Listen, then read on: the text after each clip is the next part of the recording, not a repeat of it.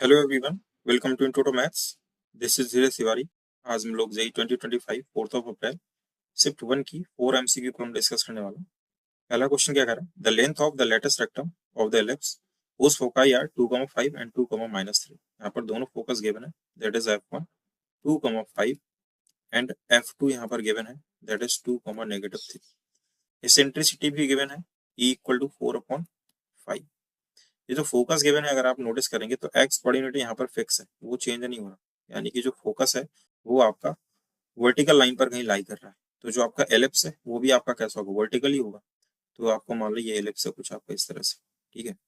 और ये फोकस 1 दे रखा है, दैट इज 2,5, और ये फोकस 2 दे रखा है, दैट इज 2,-3। होता क्या वर्टिकल में कि x² / a² plus y² / b² = 1 है। क्या यहाँ पर a is less than b, ठीक है, ये होता है यहाँ पर। तो इन दोनों फोकस के बीच की अगर डिस्टेंस रखते हैं अपन इन जनरल, तो वो होती क्या है? 2a ही होती है। बट वो कब होती है? जब a ग्रेटर देन b होता है, जो हम लोग केस फ्रिक्वेंटली पढ़ते हैं। बट ये वर्टिकल एलिप्स पढ़ रहे हैं, तो अपन यहाँ पर फोकस डिस्टेंस लिखते हैं 2be, ठीक है। और वो है कितनी यहाँ से? ये तो y कोऑर्डिनेट आप देख लो, यहाँ से कितना चेंज हो रहा है, 5 + 3 दैट इज 8। तो यहाँ से कितना हो गया? 2be = 8 हो गया। यहाँ से b कितना आ जाएगा? That is 4। तो e की वैल्यू तो गिवन है b, और e है आपका 4/5, दैट इज 4। तो यहाँ से b कितना आ जाएगा? आपका 5 आ जाएगा, ठीक है। अपने को लेटेस्ट रेक्टम की लेंथ चाहिए। लेटेस्ट रेक्टम का फॉर्मूला क्या होता है? That is 2b² / a। ये किसके लिए होता है? जब आपका a ग्रेटर देन b होता है, ये तब यूज करते हैं अपन। बट यहाँ पर है क्या कि a is less than b ले रहे हैं अपन, b को ग्रेटर देन ले रहे हैं, तो यहाँ पर लेटेस्ट रेक्टम का भी फॉर्मूला चेंज हो जाएगा।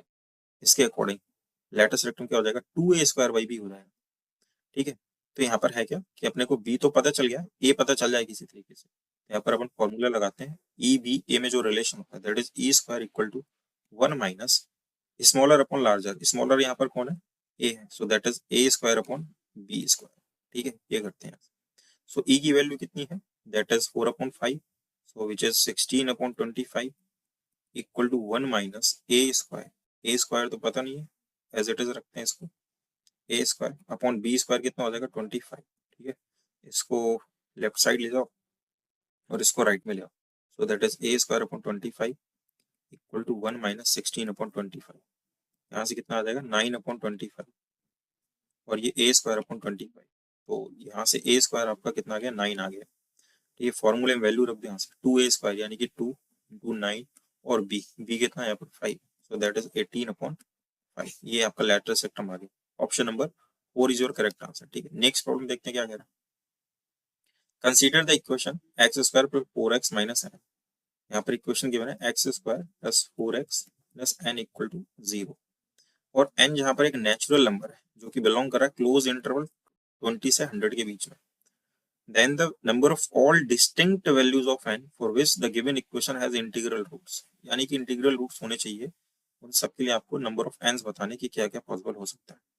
यहाँ से अगर रूट्स निकालते हैं तो x क्वाड्रेटिक फॉर्मूले से निकाल लेते हैं, तो -4 + -b², b यानी कि 4 का स्क्वायर 60 - 4ac 1 × c यानी कि -n अपॉन में 2a, ये हो गया 2, ठीक है। -4 + -16, और ये हो जाएगा प्लस का 4n, ठीक है, डिवाइडेड बाई 2।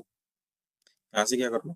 4 कॉमन कर लो, -4 + स्क्वायर रूट है, और 4 कॉमन करोगे तो वो बाहर आएगा 2, ठीक है। अंदर क्या बचेगा? क्योंकि 4 कॉमन किया था तो 4 4 से 16 + n डिवाइडेड बाई 2। यहाँ से 2 कॉमन कर लो फिर से, सो बचेगा -2 + स्क्वायर रूट 4 + n, 2 से 2 कैंसिल आउट हो गया। ये आपका x आ गया, ठीक है। इसको अपने को क्या रखना है? इंटीग्रल चाहिए ना, इंटीजर बना रहे। तो यानी कि अब ये डिपेंड करता है सारा कुछ इस पे। ये 4 + n जो है, अगर ये परफेक्ट स्क्वायर बन जाए तब तो ये इंटीजर वैल्यू दे पाएगा। तो 4 + n को क्या बनाना है? परफेक्ट स्क्वायर बनाना है। तो यहाँ पर n कहाँ से कहाँ तक लाई कर रहा है? 100 और 20 के बीच में लाई कर रहा है। इस पे 4 ऐड कर दो तो हो जाएगा 24, और ये हो जाएगा n + 4 n < 100, ठीक है। अब इसमें है क्या? इसको परफेक्ट स्क्वायर बनाना है, तो यहाँ से नंबर ढूंढ लो, इससे ग्रेटर देन यानी कि 25, n + 4 की वैल्यू क्या मिल जानी चाहिए? 25, तब भी ये परफेक्ट स्क्वायर बन जाए। और उस केस में n कितना होगा? 21 होगा, है ना। वैलिड है यहाँ पर, 20 से बड़ा है। ऐसे ही n + 4 क्या हो जाए? 36 हो जाए, ऐसे ही n+4 क्या हो जाए आपका 7 7 49, फिर ऐसे ही n+4 64 और n+4 8 8 64 81 और n+4 आपका हो जाए 100।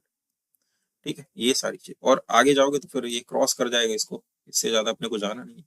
तो यहाँ पर आपको नंबर ऑफ एन्स बताने, एन की क्या क्या वैल्यू है उससे आपको मतलब नहीं है। आप यहाँ से टोटल काउंट कर लो 1 2 3 4 5 6, टोटल एन की 6 वैल्यूज आएंगी, जिसके लिए आपको रूट्स जो वो इंटीग्रल मिलेगा। Option number 3 is your correct answer, right. Next problem क्या कह रहा है, a box contains 10 pens of which 3 are defective.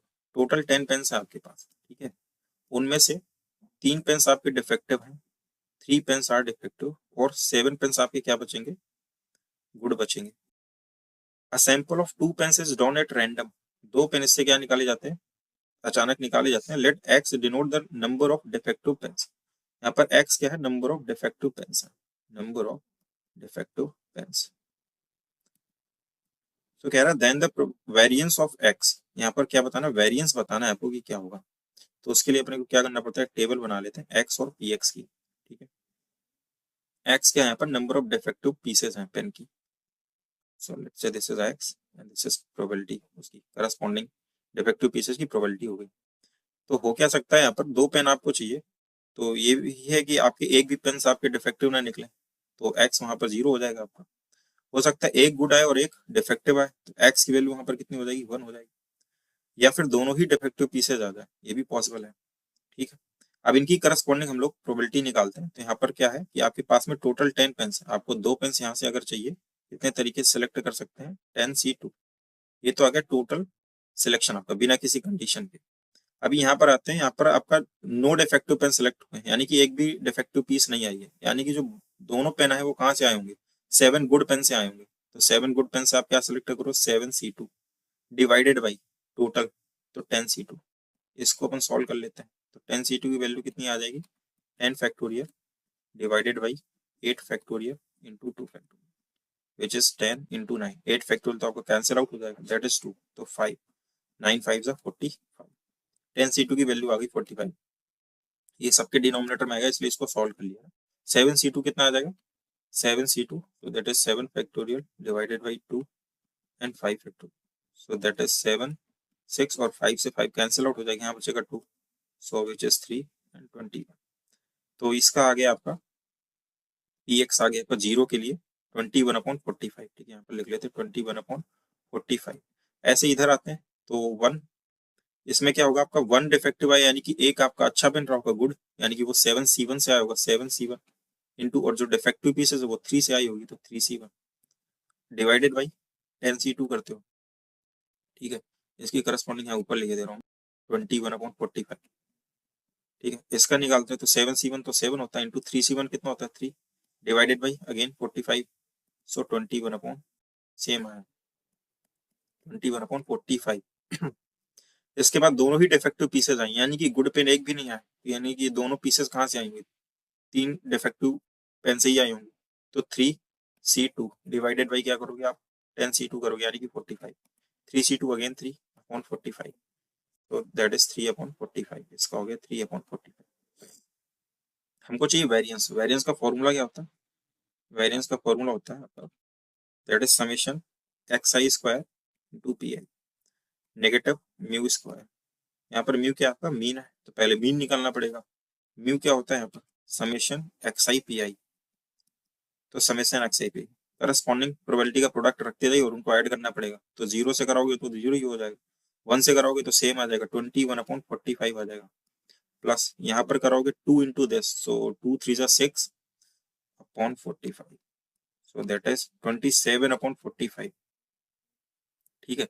इसको सिंप्लीफाई करें अगर तो 9 3 जा 27 और 9 5 जा 45, सो यहाँ से आया 3/5, ठीक है। इसको होल्ड करते हैं 3/5 को।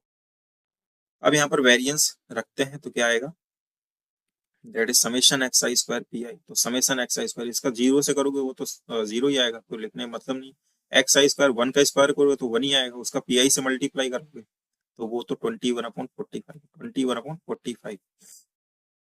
सेकेंड वाले का 2 2 जा 4 करोगे 2 2 जा 4 करोगे, यहाँ से कितना आ जाएगा 4 3 जा 12/45, सो प्लस 12/45, सही है ना। 2 2 जा 4 3 जा 12/45, ठीक है। नेगेटिव म्यू स्क्वायर, म्यू कितना है यहाँ पर 3 3 जा 9/25 हो जाएगा, ठीक है। अब यहाँ पर इसका एलसीएम लेकर के सॉल्व कर लेते हैं, तो 45 और 25 कितना आ जाएगा एलसीएम यहाँ से, इनको थोड़ा मिनिमाइज भी कर लो, 3 7 जा 21, तो ये आ जाएगा आपका 7/50 प्लस 3 4 जा 12 n/50 माइनस 3, वो 9/25 ही रहने वाला, ठीक है। तो कितना आ जाएगा एलसीएम 15 और ये 25 75, तो 15 5 जा 75 35 प्लस 5 20 माइनस 3 27, यहाँ से कितना आ जाएगा ये 5 और ये 55 माइनस 27, सो दैट इज 75। इसको इसमें सब्ट्रैक्ट करोगे 8, 4 में से 2 गया 2, दैट इज 75, सो यहाँ से आया 28/75, ठीक है। फर्दर ये सॉल्व होगा नहीं, 28/75, option number 2 is your correct answer, ठीक। नेक्स्ट प्रॉब्लम देखते हैं क्या कह रहा है।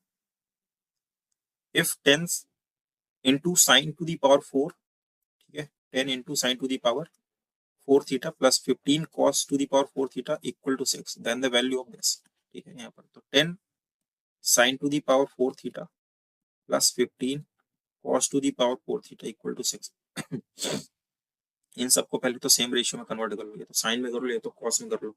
यहाँ से करते क्या 10, इसको लिख लेते हैं साइन स्क्वायर का स्क्वायर, सही, प्लस 15, इसको भी कर लेते हैं कॉस स्क्वायर का स्क्वायर इक्वल टू 6, 10 यहाँ से आ जाएगा साइन स्क्वायर का स्क्वायर, सो यहाँ पर 15 और इस कॉस स्क्वायर को लिख सकते हैं पर 1 माइनस साइन स्क्वायर थीटा, सही, ऊपर स्क्वायर इक्वल टू 6। इस साइन स्क्वायर थीटा को कुछ मान लो थोड़ा देर के लिए, ये मान लो x है, ये हो गया 10 x स्क्वायर, ठीक है। साइन स्क्वायर को x माना है अपन, साइन स्क्वायर थीटा को x माना, तो ये हो गया x square plus 51 minus x का whole square equal to 6। Simplify करते हैं 10x square plus 15x square and negative 2x, so that is negative 30x equal to 6 आ जाएगा, राइट है। तो 10 प्लस 15 कितना हो जाएगा 25x स्क्वायर, ठीक है। और यहाँ से कितना आ जाएगा आपको नेगेटिव 30x, और इस 6 को आप इस तरफ ले तो 15 माइनस 6 दैट इज प्लस 9, 0, ठीक है। इसको सिंप्लीफाई करते हैं अपन, तो 25 9 225, तो किस तरीके से आ सकता है 15 राइट, तो 25x स्क्वायर और यहाँ से आ जाएगा माइनस का 15x और माइनस का 15x प्लस का 9 इक्वल टू 0, यहाँ से आप कॉमन करोगे 5x, so that is 5x minus 3, यहाँ से आप कितना कॉमन करोगे 3, so that is 5x minus 3 equal to 0, सो यहाँ से 5x माइनस 3 का होल स्क्वायर आ गया बेसिकली इक्वल टू 0, यानी कि 5x इक्वल टू 3 आ गया, x की वैल्यू 3/5 आ गई, x की वैल्यू कितनी आ गई 3/5 आ गई, और अपन ने x माना किसको था साइन स्क्वायर थीटा को माना था, तो साइन स्क्वायर थीटा कितना हो गया यहाँ से दैट इज 3/5, तो कॉस स्क्वायर थीटा भी निकल आएगा फटाक से, कॉस स्क्वायर थीटा कितना हो जाएगा cos square theta, so that is 1 minus sign square theta, तो 1 माइनस साइन स्क्वायर थीटा, तो ये तो यही है 3/5 विच इज 5 माइनस 3 2/5, क्लियर है। अब यहाँ पर आते हैं तो यहाँ पर कॉसेक और सेक का यूज किया गया, यानी कि इनके रिवर्स रेशियो चाहिए अपने को, तो कॉसेक स्क्वायर कितना हो जाएगा cosec square theta that is 5/3, है ना, और यहाँ पर कितना हो जाएगा ये sec square theta, so that is 5, चलेगा इतना यहाँ से, ठीक है। अभी यहीं पर मैं थोड़ा सा इसको लिखता हूँ, देखते हैं क्या था 27, यहाँ पर चाहिए 27, कॉसेक की पावर 6 चाहिए, तो कॉसेक की पावर 6 का क्या मतलब है, कॉसेक की पावर 6 को क्या अपन ये लिख सकते हैं कॉसेक स्क्वायर की पावर 3, सही है, यानी कि कॉसेक स्क्वायर की जो वैल्यू है पावर 3 कर दो उसका, यानी कि 125/3 का क्यूब करोगे तो कितना आता है 27 आता है, चलेगा ना। 8 ऐसे ही सेक टू दी पावर 6 है तो सेक स्क्वायर की पावर 3 करोगे, सेक स्क्वायर की पावर 3 करोगे तो इसका क्यूब कर दो यहाँ से 120 डिवाइडेड बाई 8, क्लियर है ना, upon 16 into sec to the power 8, यानी कि सेक स्क्वायर की पावर 4 करनी पड़ेगी, यानी कि 625 5 का 4 टाइम करोगे तो 5 5 25, 20 25 कितना 620, एंड 2 का 4 करोगे तो ये तो आता 16, ये कैंसिल आउट हो गया आपका, ये भी कैंसिल आउट हो गया, ये भी कैंसिल आउट हो गया। ठीक है, यहाँ से बचेगा कितना आपका, दैट इज नेक्स्ट में कर लेते 125 और यहाँ से 125 आ गया है ना, ये आपका 250 आ जाएगा, 250 यही कर लेते हैं जगह, 250 आ जाएगा, और यहाँ से कितना आ जाएगा आपका 625 आ जाएगा, तो डिवाइड होगा क्या, ये आ जाएगा 5 5 25 एंड दैट इज 5 1 5 10 जाएगा, 25 से डायरेक्ट डिवाइड कर लो, 25 10 जाएगा जी है ना, और ये 25 बचेगा यहाँ पर, फिर यहाँ से 5 2 जा 10 और ये 5 5, तो 2/5 आ रहा है, 2/5 ऑप्शन में है 2/5, option number 1 is your correct answer. ठीक है, आई होप कि ये चारों प्रॉब्लम आपको समझ में आई होंगी। मिलते हैं नेक्स्ट लेक्चर में नेक्स्ट क्वेश्चन के साथ में, तब तक स्वस्थ रहिए, मस्त रहिए।